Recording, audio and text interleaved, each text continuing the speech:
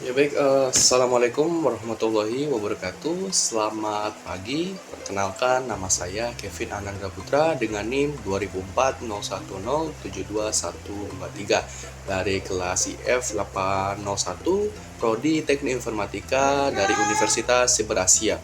Baik, pada video kali ini saya akan menjawab pertanyaan ataupun soal pada ujian akhir semester yang telah diberikan, yaitu pada mata kuliah Sistem Pakar yang diampu oleh dosen kami, yaitu Ibu Cian Ramadana Hasotin, Eskom Mkom.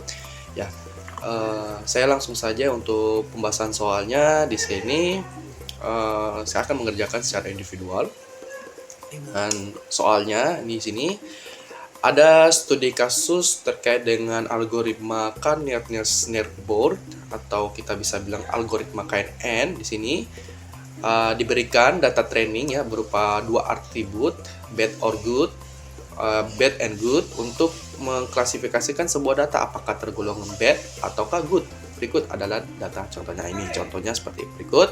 Ada variabel X dan Y, kemudian ada kelasnya yaitu kategori. Nah, di sini untuk data ini ya, untuk data trainingnya yang kita bisa lihat di sini dari 7 2 ya.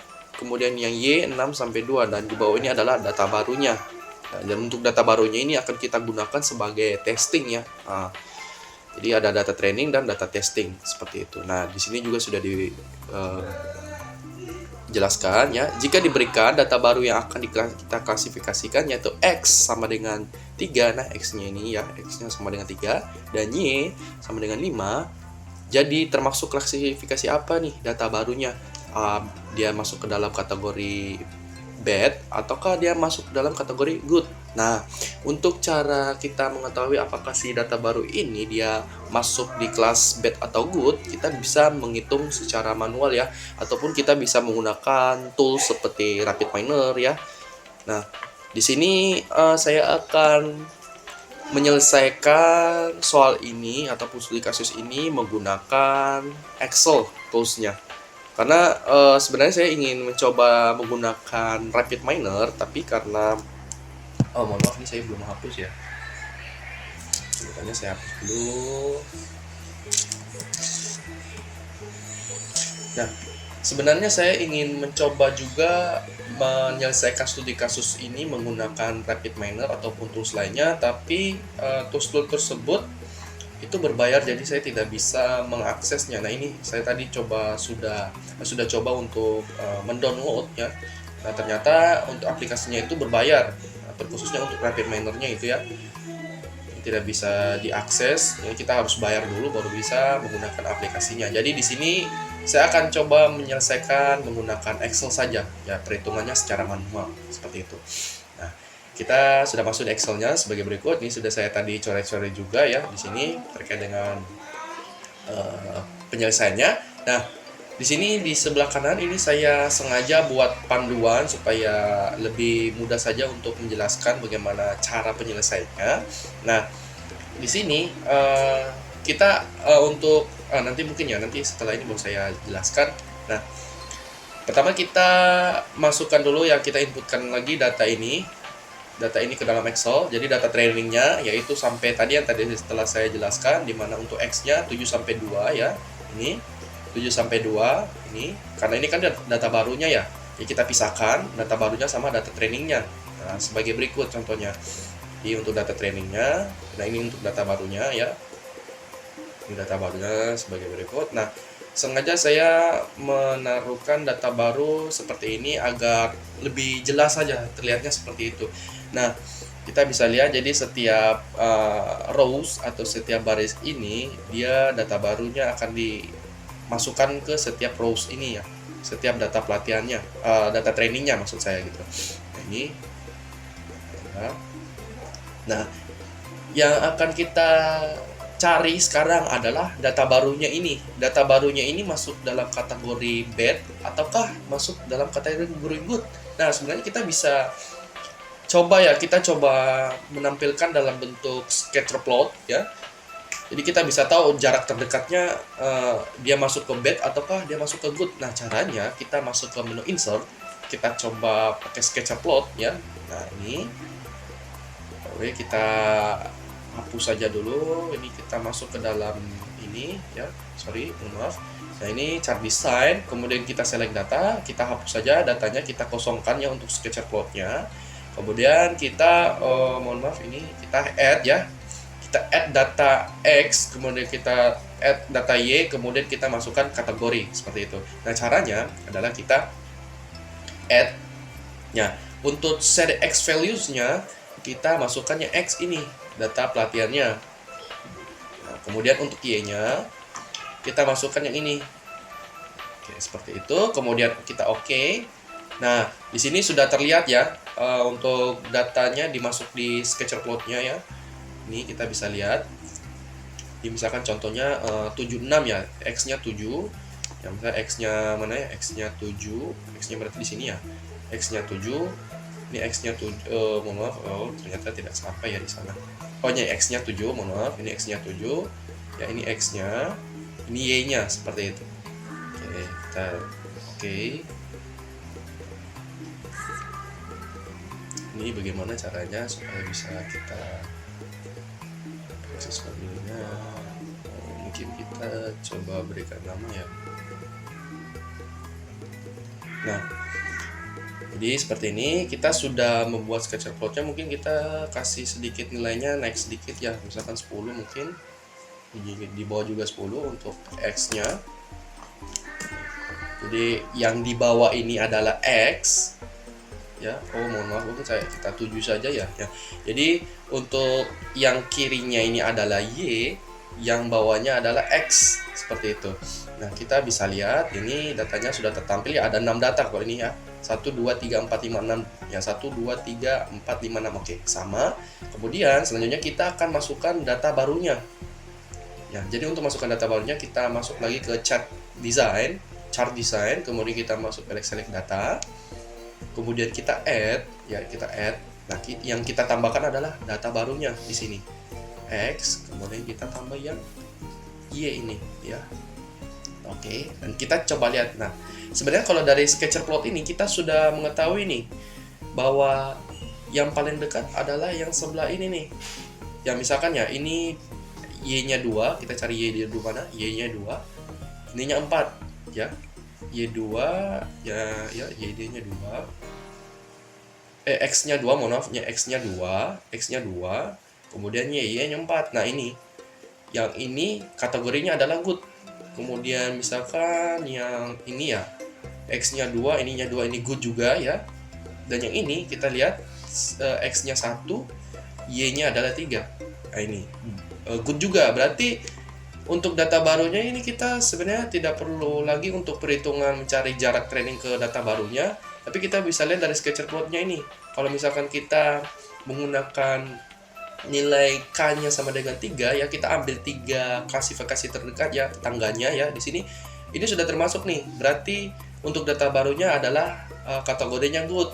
Nah, tapi untuk kasus kali ini saya akan coba merincikan lagi menggunakan rumus ya. Jadi kita jangan terlalu berpatok kepada sketchplot ini. Kita bisa juga menggunakan perhitungan manual untuk lebih akuratnya ya.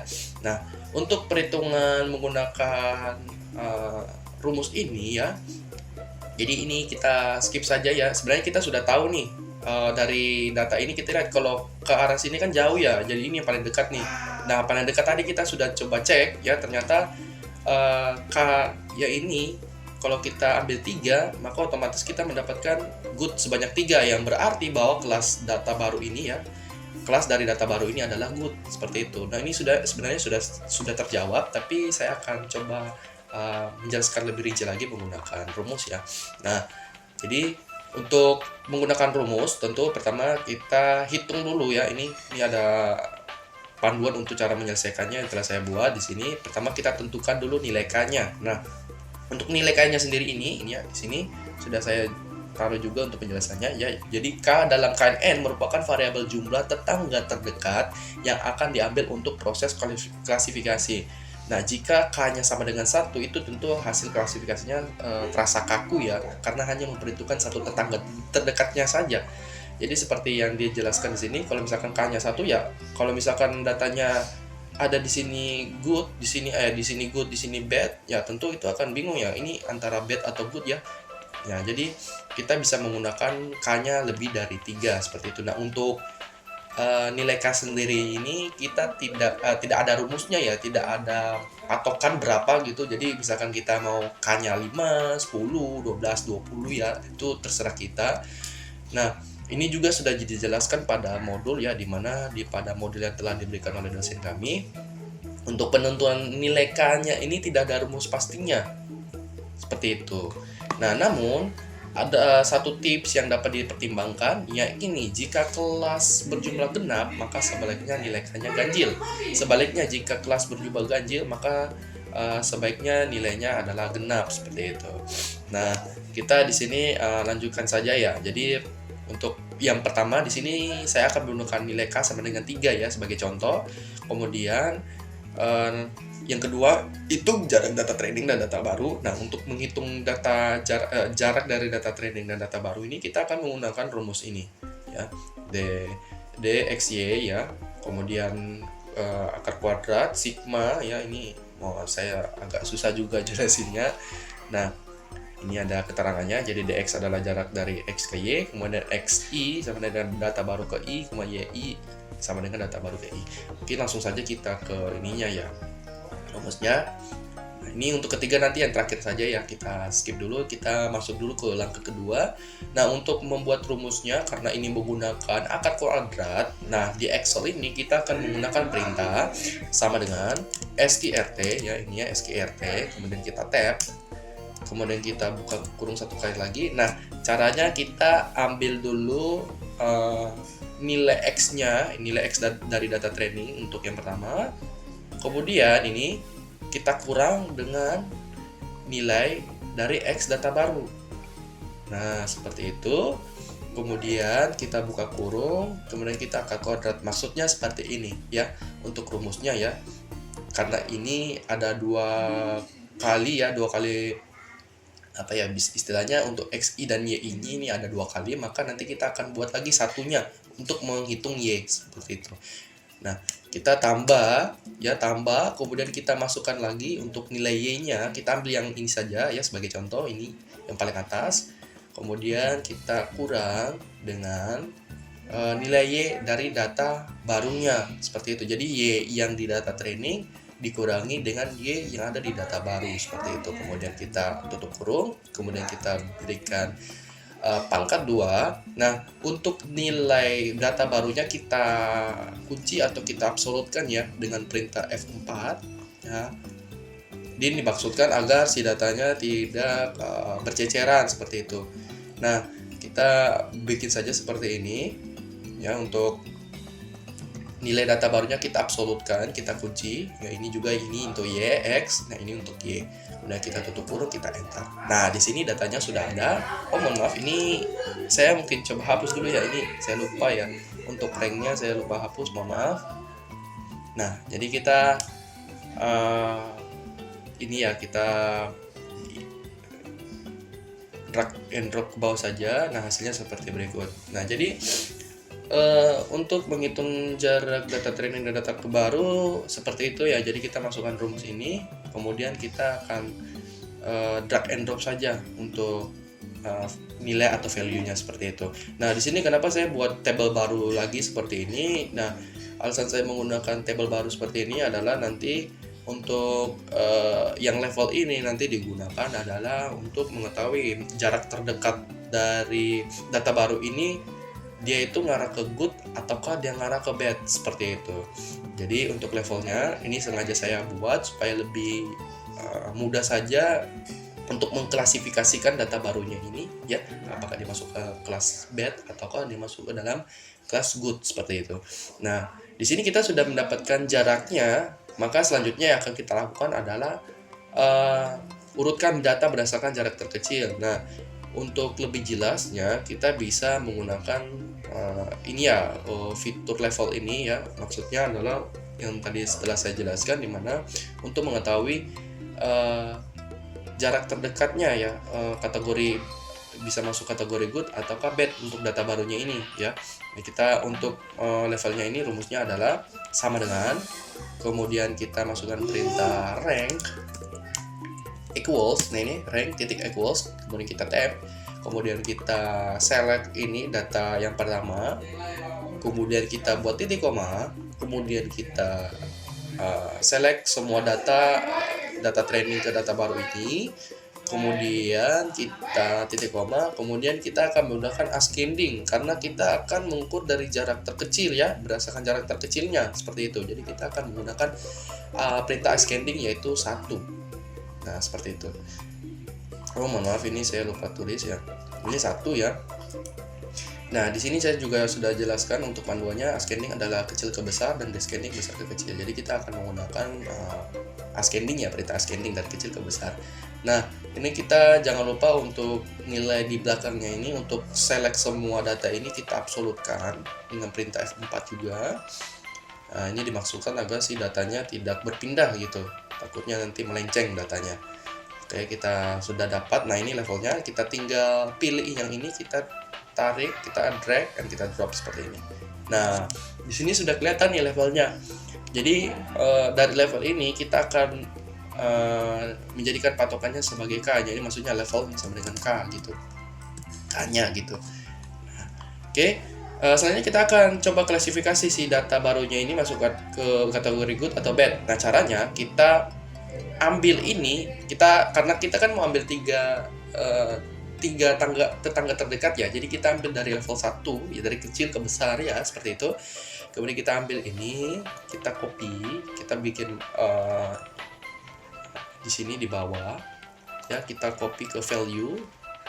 Nah kemudian kita merge cell dulu. Nah mohon maaf. Nah di sini kemudian kita ambil yang kedua, kita copy, kemudian kita paste di sini menggunakan perintah paste value. Kemudian kita ambil ke kelas ketiga ya, level 3 ya, level 3-nya kita copy, kemudian kita paste. Mana paste-nya? Paste. Nah ini kita bikin dulu kurungnya, kita berikan dia rata tengah semua, merge cell. Nah di sini kita sudah mengetahui nih, jadi dengan nilai K sama dengan 3 ya, kita ambil 3 levelnya dari si data ini ya, data trainingnya. Nah kita bisa lihat ternyata untuk klasifikasi yang terbanyak itu adalah good. Maka dengan begitu kita bisa mengatakan bahwa data barunya adalah kategori good, seperti itu. Nah, jadi sekiranya seperti itu untuk cara perhitungannya. Sebenarnya kita yang tadi di awal menggunakan sketchplot sudah selesai, tapi untuk lebih rincinya ataupun lebih jelasnya kita bisa menggunakan rumus seperti yang ini yang telah saya jelaskan di sini. Ya, jadi untuk kasus kali ini ya, kasus ini untuk data barunya ini apakah dia masuk ke bad or good? Nah, dari hasil penyelesaian atau hasil perhitungan yang telah saya lakukan, dan jadi data variabel X dan Y ini dia masuk ke dalam kategori good. Nah jawabannya adalah kategori good. Ya baik, mungkin sekian presentasi yang dapat saya paparkan pada video kali ini. Kurang lebihnya saya mohon maaf apabila dalam pemaparannya ada kekurangan ataupun mungkin ada kesalahan saya ya dalam memaparkan materi ini ataupun jawabannya. Dan terima kasih atas perhatiannya. Wassalamualaikum warahmatullahi wabarakatuh.